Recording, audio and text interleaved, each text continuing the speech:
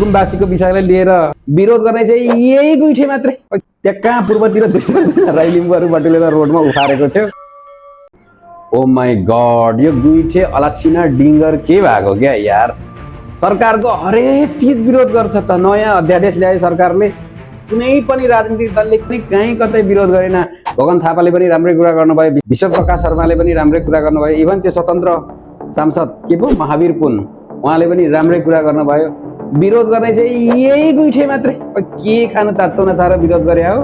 अनि अर्को उसको पार्टनर खड्ग प्रसाद ओली र उसको दाजु के पो भोकटेको आडमा सुकुमवासीको विषयलाई लिएर ब्रुक ब्रुक उफ्रेको रहेछ, आन्दोलन निकाल्छु भनेर। बिचरा उता केपी ओलीको साथ जान लागेछ। अर्को श्रीमती काण्डले गर्दाखेरि घरदेखि बाहिर निस्किन सकेको छैन। त्यहाँ कहाँ पूर्वतिर राई लिम्बूहरू बटुलेर रोडमा उफारेको थियो। त्यहाँ पुलिसको डन्डा पुगेको छैन। पुलिसले डन्डा हान्नु थालेपछि कता खताल्छो हुन्छ कि यही अर्कै कुन दुलोमा लुक्छ हुनु पत्ता नै। बिचरालाई गाह्रो छ नि अहिले यार।